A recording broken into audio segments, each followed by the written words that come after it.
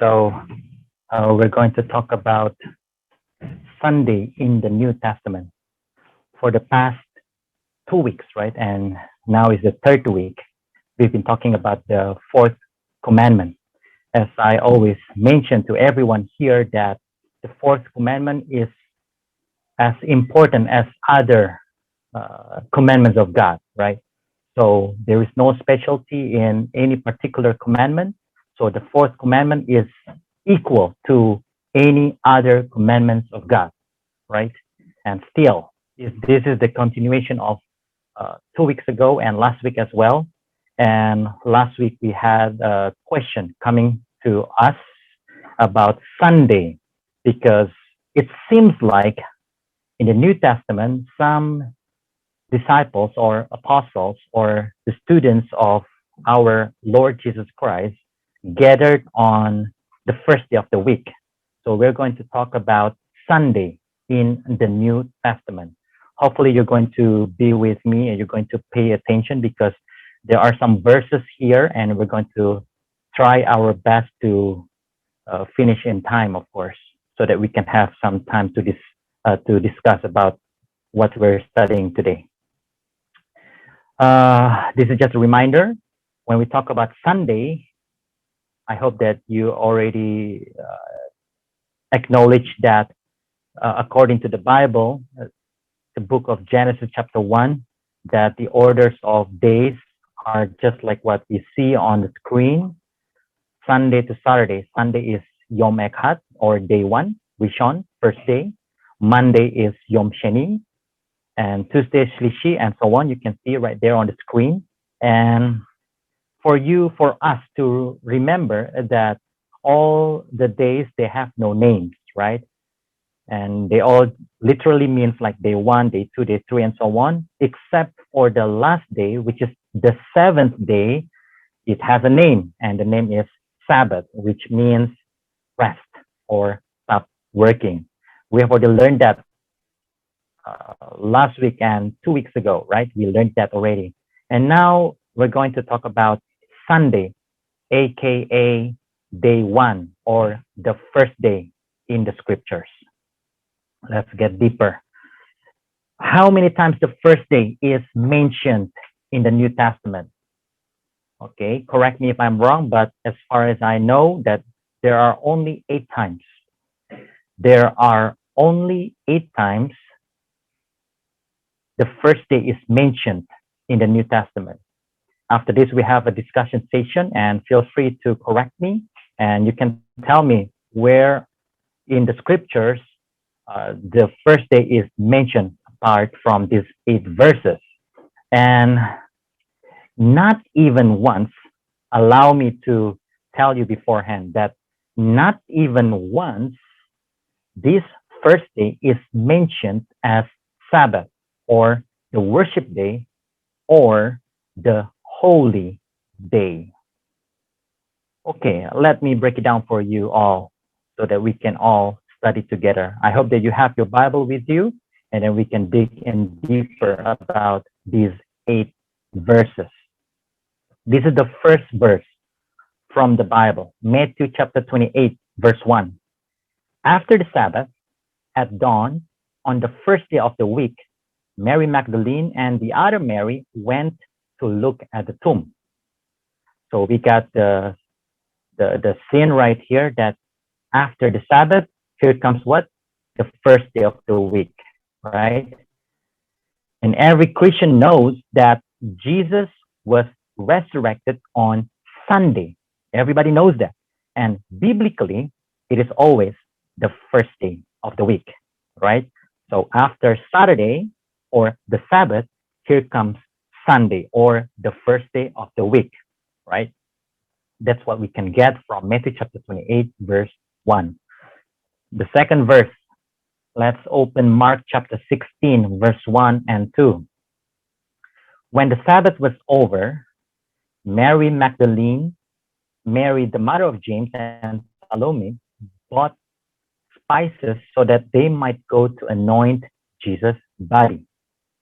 Very early on the first day of the week, just after sunrise, they were on their way to the tomb. The same condition, same story, right? You can see right here, same setting, same days, right? After the Sabbath was over, here comes the first day. And just like before, every Christian knows that Jesus was resurrected on Sunday. Same story. The third verse, okay, we're talking about Sunday. Remember, the third verse talking about Sunday or the first day of the week. When Jesus rose early on the first day of the week, he appeared first to Mary Magdalene, out of whom he had driven 7 demons. Again, Jesus rose early on the first day, right? Jesus didn't rise on Sabbath day. Jesus rose on the first day. And the Bible clearly, explicitly mentioned that the first day was after the Sabbath day, right? And Jesus was resurrected on Sunday, which means that before that was the Sabbath, and that was on Saturday for sure. Let's go to the fourth verse. Luke chapter 24, verse 1. On the first day of the week, very early in the morning, the women took the spices they had prepared and went to the tomb. Same story, right? The first day of the week, Jesus rose from the dead very early in the morning, Sunday morning, right? What happened? The women took the spices they had prepared and they went to the tomb, right? And the same story, right? The first 4 verses tell about the same story. And now let's go to the 5th verse we can find in the Bible talking about the first day of the week or the Sunday. John chapter 20, verse 1. Early on the first day of the week, while it was still dark, Mary Magdalene went to the tomb and saw that the stone had been removed from the entrance, right? So again, the same story, the first day of the week, right? The first 5 verses, they mention about the same thing, that Jesus was resurrected on the first day of the week. So there are some people out there say that Sabbath has been changed to Sunday. Nope, because according to these 5 verses, and remember these 5 verses, they were written long time after Jesus had been taken up to heaven. So sometime after Jesus had been taken up to heaven, and the gospel, right, was written down. So that means that Sabbath still existed even after Jesus was taken up to heaven, right? So in here, it's clear that Jesus was resurrected on the first day of the week on Sunday, and before that was Sabbath. Some people, they know that Sabbath is on Saturday, but they deliberately worship on Sunday because they said that they want to celebrate the resurrection of Jesus Christ, right? Regardless the worship day, some people, they know that Sunday is the first day of the week. However, we must know, okay, don't be surprised if you just know, or if you can find someone out there or some people out there when they are still confused. Which day is the first day? Is it Monday or is it Saturday? I was also surprised when I did some research, because in the Middle East, even though we know that the order of the days in the Middle East, just like in Israel, they have like day 1, day 2, day 3. Like in Saudi Arabia, we have Yom Ahad, and in Indonesia, we also have Ahad. And in Indonesia, the Muslims, they know that Ahad is always Sunday, and that means, literally means day 1. However, I just found out that in Saudi Arabia, somehow they make that Saturday, they make it Saturday as the first day. Why? So that the last day of the week will come on Friday. This is interesting, right? And how people are made confused about which is the 7th day or the Sabbath by this kind of perversion. Because you can take notice of this. If Monday were the first day, what day is the 7th day? It would be on Sunday, of course. And unsurprisingly, if you can see some calendars, you can notice that the first day of the week would be on Monday. And we can we can see that the seventh day or the last day of the week is Sunday. This is interesting, right? So if Monday were the first day, the seventh day would be on Sunday. And if Saturday were the first day, and the seventh day would be on Friday. And this happened in Saudi Arabia. And here what I could get from the internet. Okay, you can also make some research about this. While, for example, the United States, Canada, Brazil, Japan, and other countries consider Sunday as the first day of the week, right? While the week begins with Saturday in much of the Middle East, that's what I talked about just now, right? But the international ISO 8601 standard and most of Europe, you can see right there, has Monday as the first day of the week. The Geneva-based ISO standard, they have Monday as the first day of the week. And when they have Monday as the first day of the week, what happened? What day is the seventh? It's clear. The seventh day would be on Sunday. So that's why maybe to some of us, it's clear that the first day of the week is Sunday, but some people out there, and I have already met several people, and they were confused. When I talk about the 7-day Sabbath, they said, oh yeah, it's true. We believe that the 7-day Sabbath is the right worship day, but isn't the seventh day on Sunday? And I said, really? How do you know? Yeah, look, yeah, of course. On calendar, the seventh day is on Sunday. And I said, nope, it's not that way. So you can see the perversion, the confusion that this kind of thing has already caused.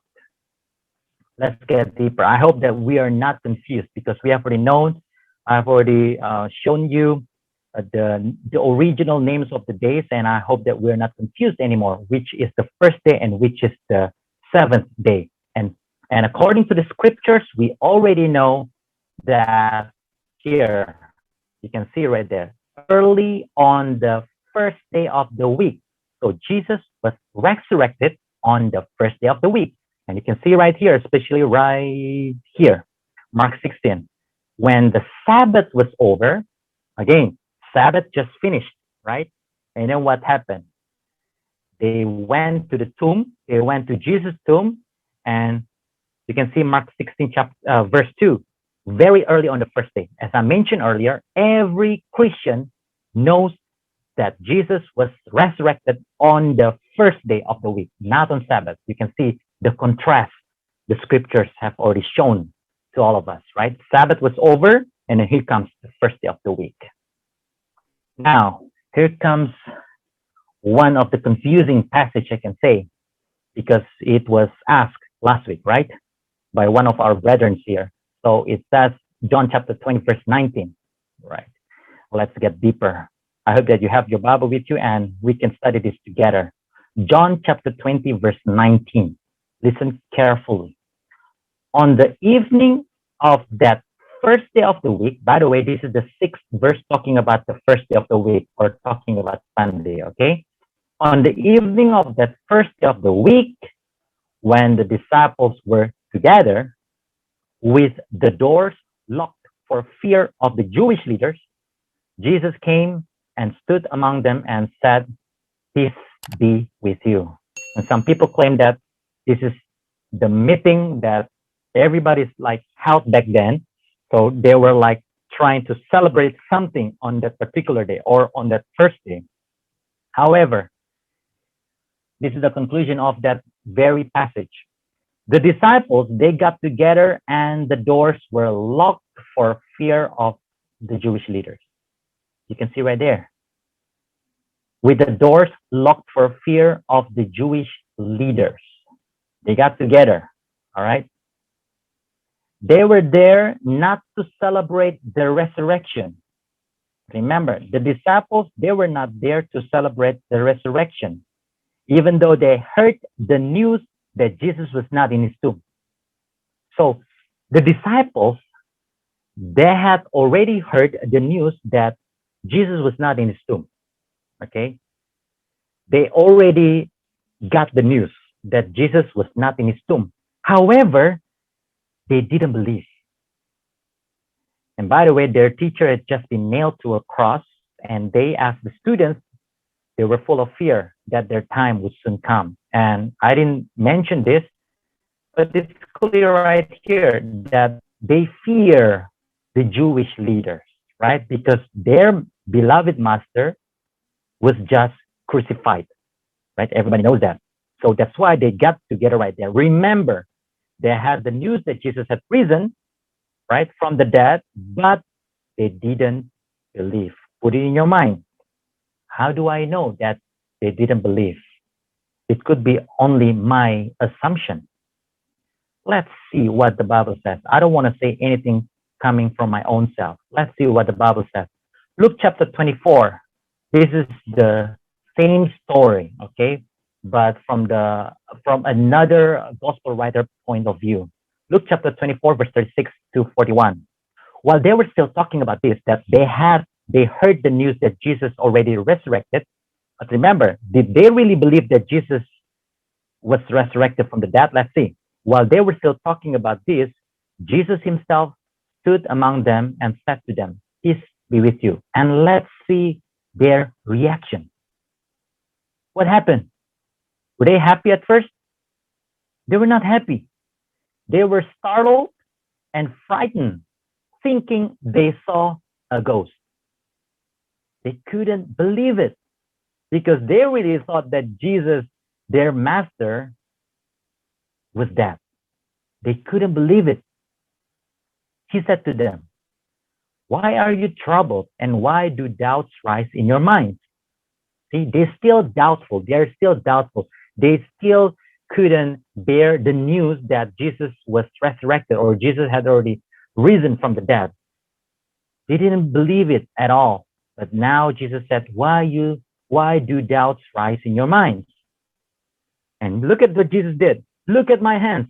He showed his hands and his feet to everyone there. It is I myself. Touch me and see. A ghost does not have flesh and bones, as you see I have.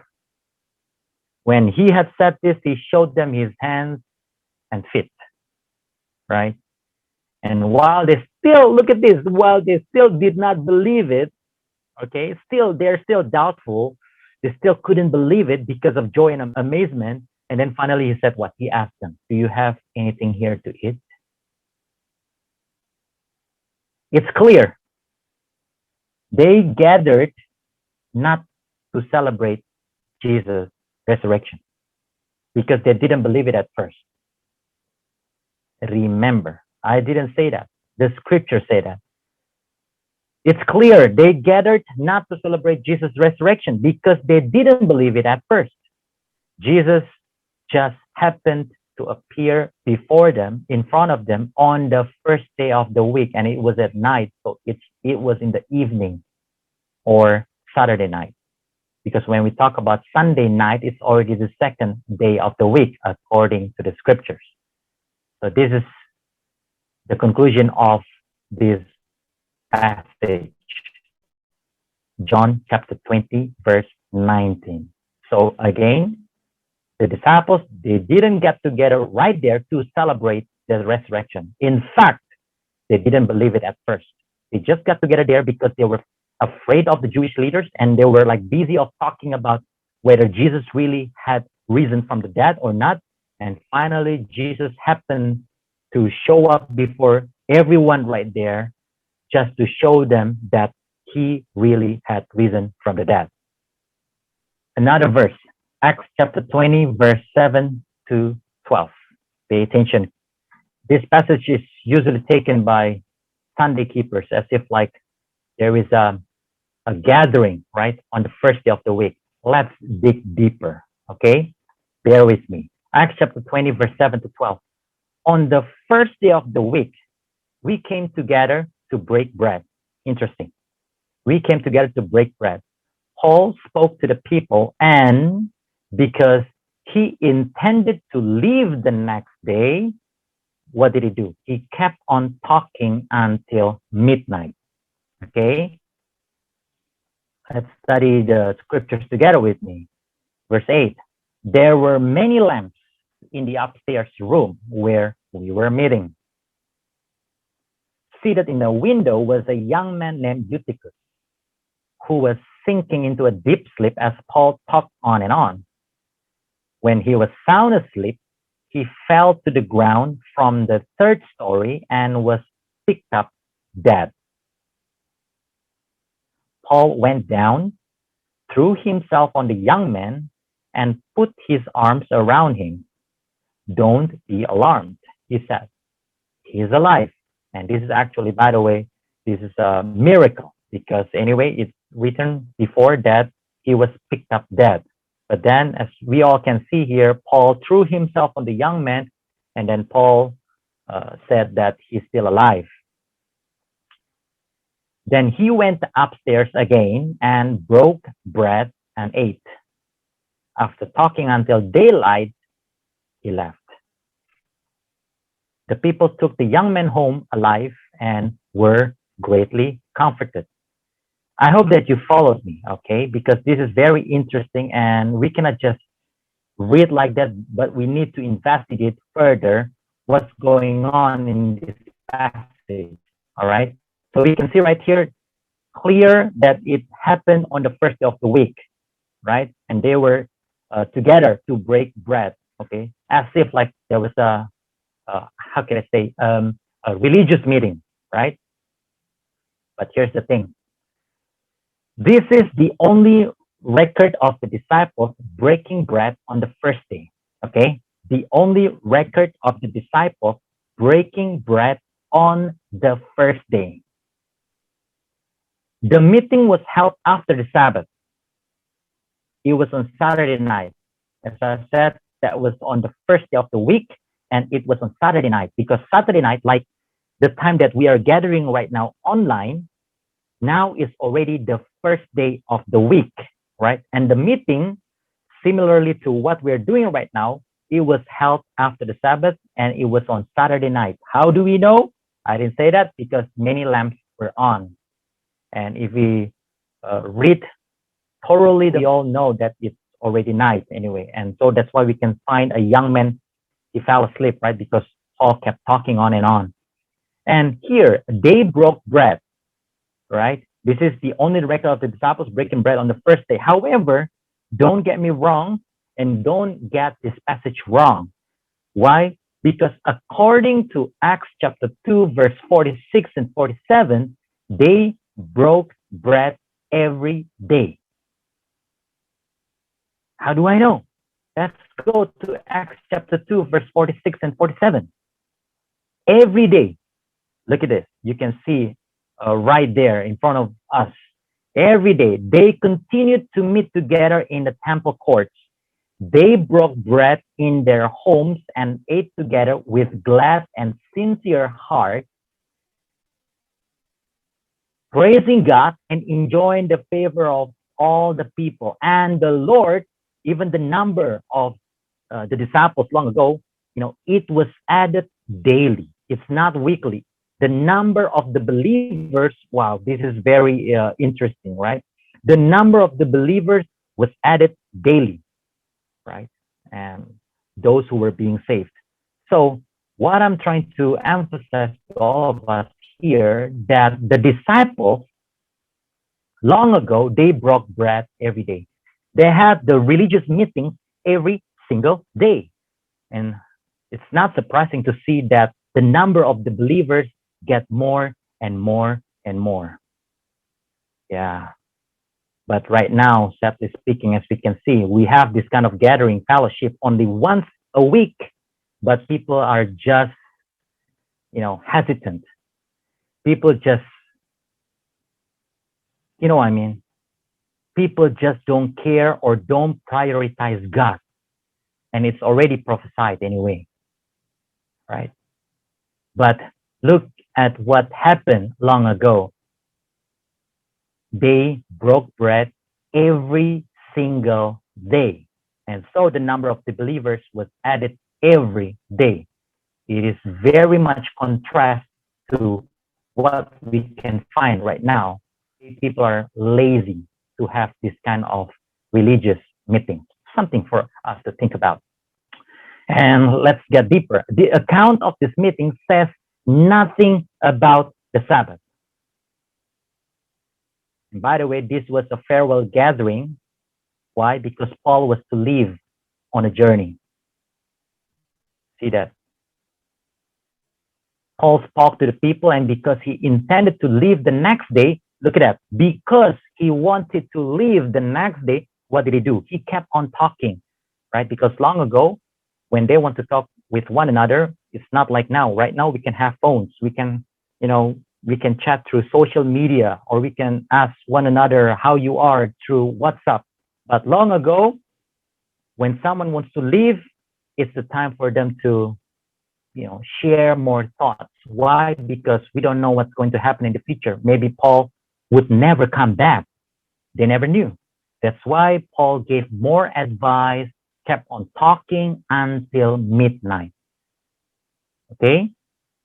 So again, it was a special meeting, not because of the Sabbath, but because it was a farewell gathering, because Paul was going to leave on a journey, right? Because he didn't know, nobody knew that whether Paul would ever come back, right? Especially they were Christians and the believers were under persecution. So that's why when they want to say goodbye to one another, they spent the last moment, talking about many things, share their thoughts, and giving advice so that people can hear from this lovely saint, this Paul, right? And again, the meeting was mentioned by Luke. Why? Because there was an interesting occasion, I can say. A miracle just took place. What? A youth who fell and died was resurrected. And Paul did something about it. And of course, we all believe that it was the power of our mighty God, right? So again, it's not, they gathered there not because of, how could I say, because that night was special in terms of keeping the Sabbath or whatever. Nope. But it was a farewell gathering. And by the way, because it was a farewell gathering, Paul kept on talking. And that occurrence or that story was mentioned or was told by the writer, Dr. Luke, because of the youth who fell and died and was resurrected. So this is what I can get the conclusion from this passage. Acts chapter 20, verse 7 to 12. It, it has nothing to do with the Sabbath. Next verse, okay, the last passage, right? Because I deliberately took some verses from this passage so that we can get clearer understanding. Let's see 1 Corinthians 16, verse 1 to 4. Some people out there also think that this is a proof that there was a gathering, a holy gathering on the first day of the week. But let's get deeper. Okay, let's study this together, all right? 1 Corinthians 16, verse 1 to 4. You can open your Bible there if you have it with you, or you can just look at the screen because I put it everything from the Bible anyway. 1 Corinthians 16, verse 1 to 4. Now about the collection for the Lord's people, do what I told the Galatian churches to do.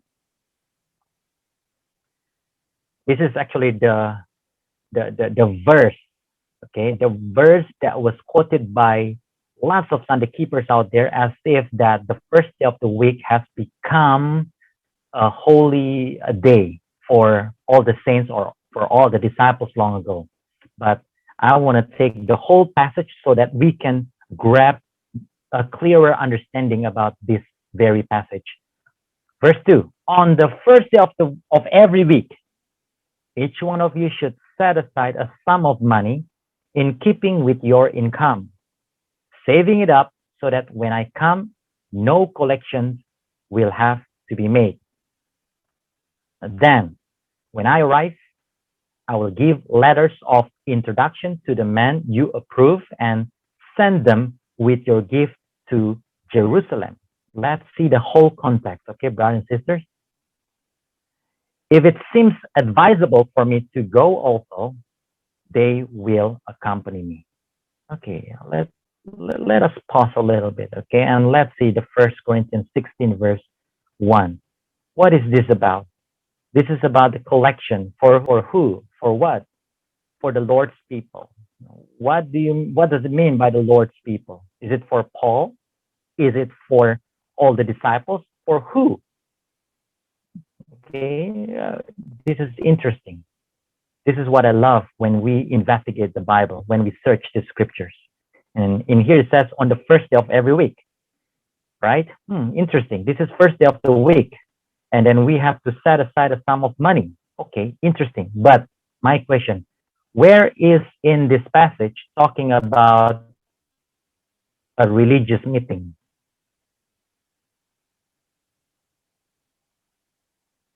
Check it out yourself.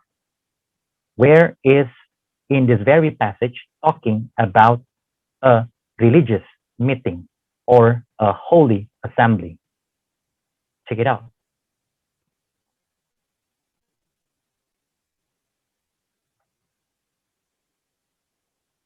Neither a sacred assembly or religious meeting is mentioned by Paul when he advised people to set aside some of their money. Paul didn't say anything about religious meeting. Paul didn't say anything about sacred assembly. Paul didn't say anything about gathering like the way he always did every Sabbath when he went to the synagogue. We already studied that like 2 weeks ago, that the habit of Paul and other disciples on Sabbath, they always went to synagogue. And even interestingly, when they are somewhere not in their hometown, they still have to go out and try to find other people, and they pray together with the other Jews. Right? You can see it yourself here. Where is it in here talking about a sacred assembly? Now here, each had to store the money individually. Like my house, I gotta set aside some amount of money, right, until it was finally needed. And what is the time? When is it? When Paul finally came to collect it to be brought to the poor believers in Jerusalem. So that the money was not for the church.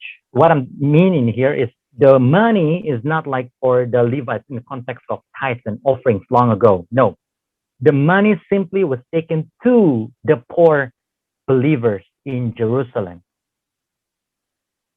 Okay, I can prove it to you. After this, we're going to see the last passage about how Paul brought the collection to Jerusalem to be given to the poor believers in Jerusalem. If we read the Bible, we know that the Christians long ago, they were under persecution.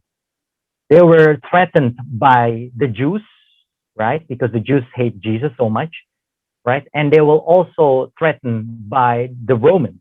So we all know that Christian was like in the middle of persecution. And by the way, as I mentioned before, don't get me wrong. If we're talking about Christians before, just like Paul, just like Peter, just like all other disciples, they were also Jews. But most of the Jews long ago, they didn't like Jesus. They didn't believe in Jesus, even up to this day. But the disciples, they were all Jews and they believed in Jesus.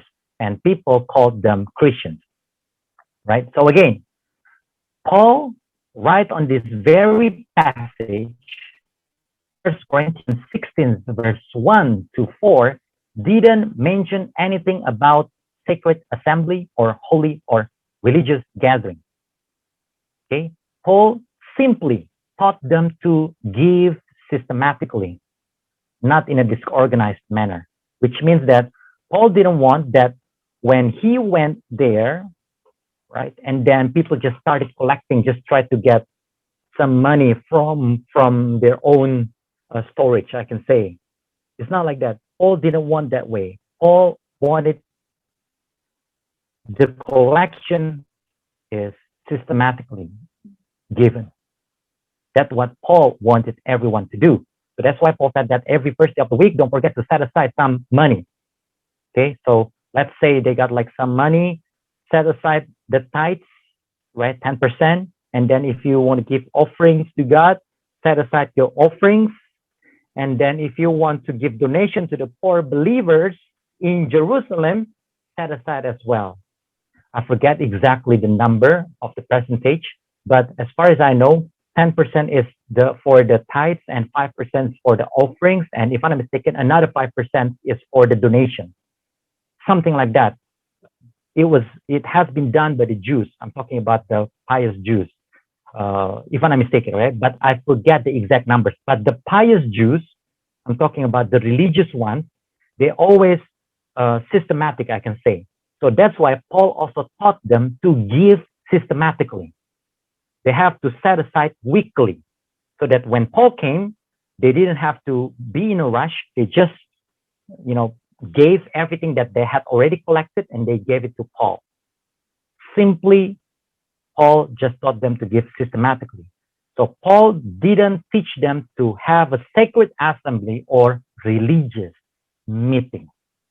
You can try to search the scriptures, you can try to find the original language. Nothing is mentioned about holy gathering here. This text does not support Sunday sacredness. Paul did not mention any regular public collection on the Sunday service. As we all know, if we go to the church, of course, we have collection, right? We collect the offerings. But Paul in here did not mention any regular public collection. This is not a Sunday service, brother and sister. This was not a regular weekly collection, but it was a special gift, a token of love, a sign of love and support from the non-Jewish churches to the fellow believers who were poor in Jerusalem. Paul did bring the gift together with some representatives of every church who was giving donations to the fellow believers there. Let's read quickly. This is the last passage that we're going to study tonight. Romans 15, verse 24 to 28. You can see right there. I plan to do so when I go to Spain. I hope to see you while passing through and to have you assist me on my journey there. After I have enjoyed your company for a while. Excuse me. Now, however, I am on my way to Jerusalem. Look at it. In the service of the Lord's people there. For Macedonia and Achaia were pleased to make a contribution for the poor among the Lord's people in Jerusalem. So many people out there, they're non-Jewish churches, they want to give contribution for the poor Christians in Jerusalem because they were under persecution. And by the way, things didn't go well that time, right? They were so poor. They were pleased to do it, and indeed they owe it to them. For if the Gentiles have shared in the Jews' spiritual blessings, they owe it to the Jews to share with them their material blessings. So after I have completed this task and have made sure that they have received this contribution, I will go to Spain and visit you on the way. As you can see right there, so Paul was going to Spain, but before that, he had to drop by Jerusalem because he brought the collection, the one that he talked about in the last passage that we're talking about here, 1 Corinthians 16, verse 1 to 4. Conclusion, brother and sister. Sunday is not and never the Sabbath day. It's clear. We've been talking about that for 3 weeks. Yes, it is the resurrection day. And in fact, it is simply the day when Jesus was resurrected from the dead. And we are so thankful. Don't get me wrong. I'm so thankful because that is our hope that we also will get resurrected if we have to die before Jesus comes. But, correct me if I'm wrong, you can find it in the Bible, in the scriptures. The scriptures never emphasize the observance of the day. Again, the scriptures never emphasize the observance of the day. I'm talking about the holy gathering. I'm talking about the sacred assembly. Okay? If you want to worship God, look at this. This is not about the day we worship God because we can worship God every single day. I totally agree with that. Right? We can worship God every single day. And in fact, we have to worship God every single day. We cannot worship God only once a week. We have to worship God every day. However, this is more than that. This is about one specific day that God has set aside and sanctified for holy use. I'm talking about 24 hours. The day that God has set aside and sanctified for holy use. And that day is definitely not Sunday, the first day, but that day is Sabbath or Saturday or the seventh day from Friday sundown until Saturday sundown. So if you want to worship God every single day, I totally agree with that. But after the worship, after 2 hours, or maybe you have family altar, or maybe in the morning or at night, whatever it is, but in the middle or after that, after we have family altar in the morning, let's say, and then of course after that we have to work, right? But on that special day, on the seventh day, according to the scriptures, not according to me, God says that we have to keep it holy. It is because God Himself has already set the day apart. And as I mentioned earlier, the fourth commandment is as important as all other commandments. It is the same. So hopefully we all can understand this. And it's time for us to have discussion. If you have any questions, feel free to ask.